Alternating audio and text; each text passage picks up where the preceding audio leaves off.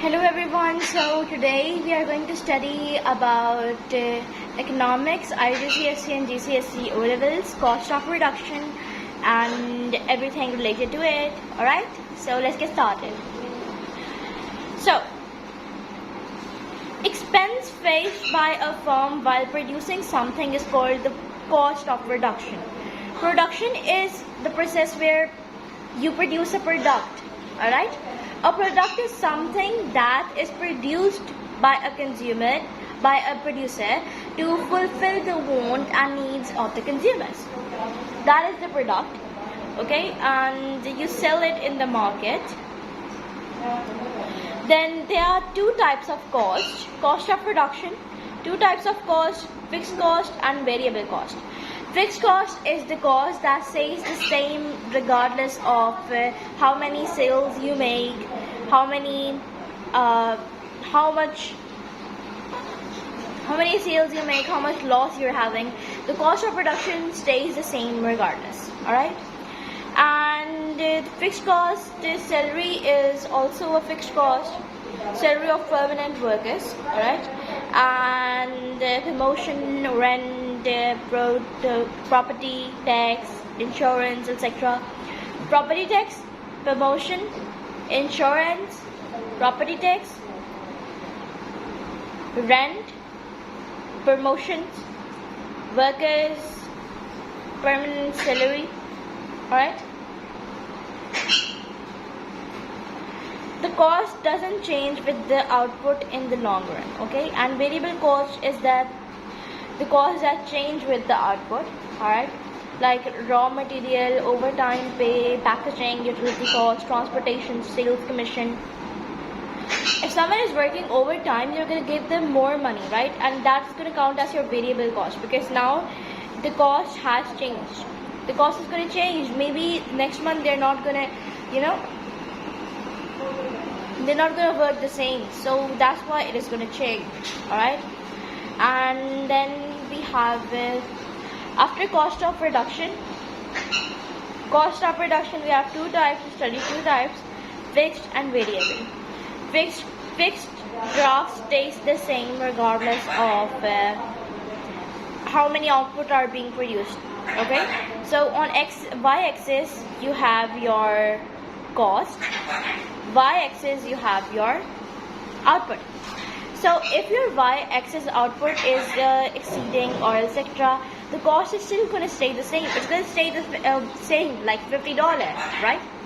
The cost is going to stay the same. So you're going to this is your graph, and you're going to extend a line from 50 to straight onward. Alright, and it's called the total fixed cost. Okay, so costs are produced monthly, alright, because we give wages and etc. to people on monthly rate. That's why cost etc. are monthly, and revenue is also monthly. Okay, but depends if you are a small business, if you are a really small business and you are producing stuff on your own, so it might depend on you, because you can also count your cost and revenue daily. Like people who sell people going around selling bracelets and stuff, those people you meet on road, they count their cost and revenue daily, on daily basis, right? And then variable cost is like exceeding graph. Okay, so with your output, your cost is going to change as well. Okay, variable cost is like the output. Variable cost has changed with the output. Okay, so if your output is $1 and your cost is going to be what? Let's see, we have this one, this graph. I'm not sure if it's visible, but they say that below are the different levels of output. A new rock and pop magazine. The producer of the magazine intends to price each copy for sale at $5 each. The cost of hiring the printing machinery is this per month, and the print factory costs this per month to read. The cost of material and the wages per month per magazine is 3. So we're gonna plus add the cost we were told, alright, and we're gonna find the fixed cost and variable cost, we are going to multiply the output with 3, and we're going to find the variable cost. And when we are finding the total cost, we are going to do what? When we are finding the total cost, we are going to add the variable cost and the total fixed cost. This way we will get the total cost. Okay, so total variable cost curve starts from 0, because when you produce 0 output, your your cost is going to be what? 0 as well.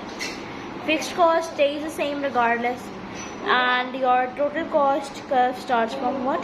It starts not from 0, because as you can see, if the output is 0, total fixed cost is 70, total variable cost is going to be what? It's going to be 0, right? So if your output is 1, total fixed cost is going to stay the same, total variable cost is going to be 70, so on. You're going to find the total cost. So when your output is 0, your total cost is going to be what? It's going to be 70 as well, because you have the total fixed cost as well. Alright, so that's why it never starts from 0.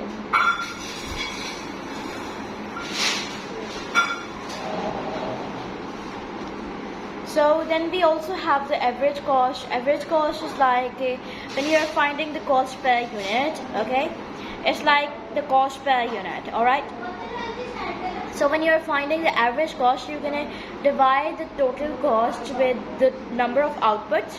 Alright, so if your output is 0, total cost is 10, so your average total cost is going to be infinity, so you can just mark it with this bracket.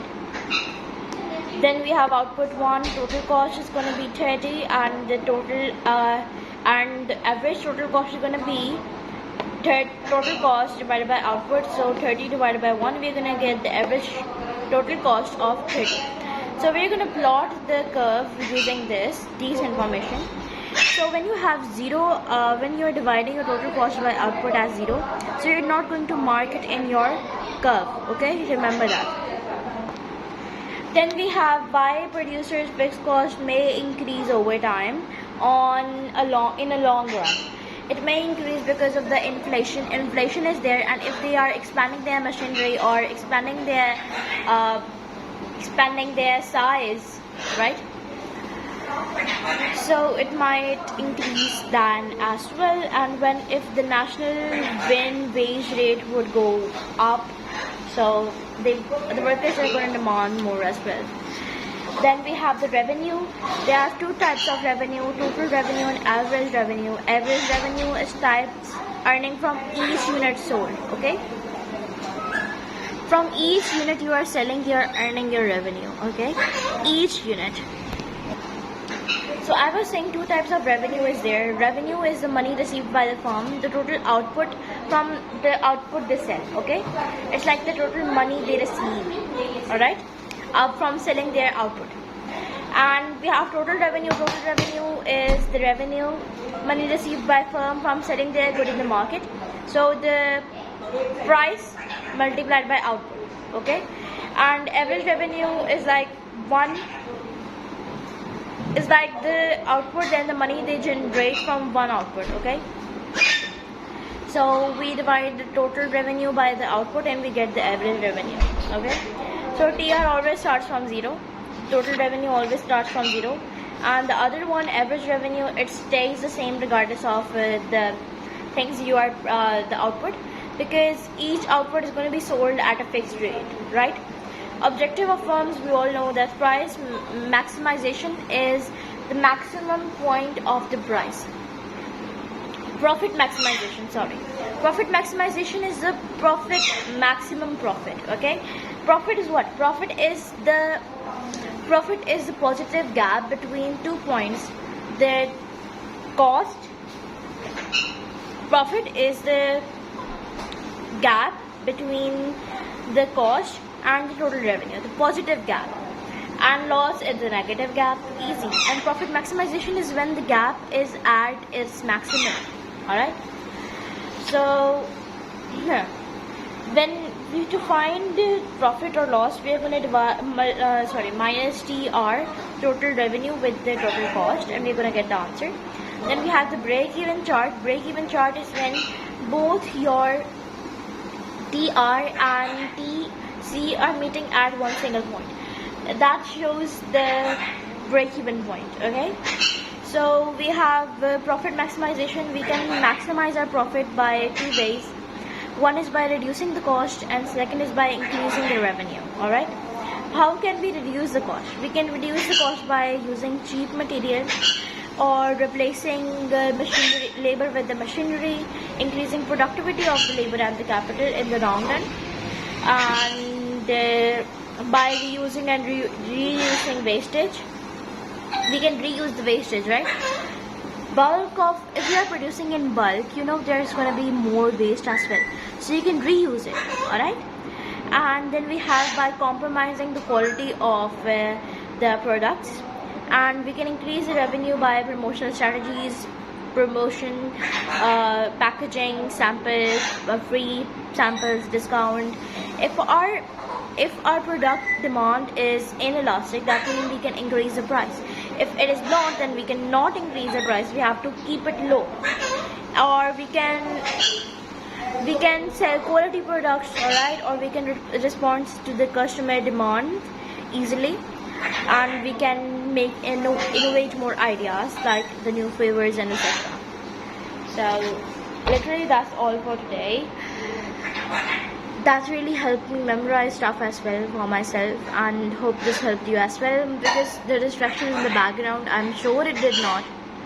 But if you did like this video, make sure to subscribe my channel and find more videos like this.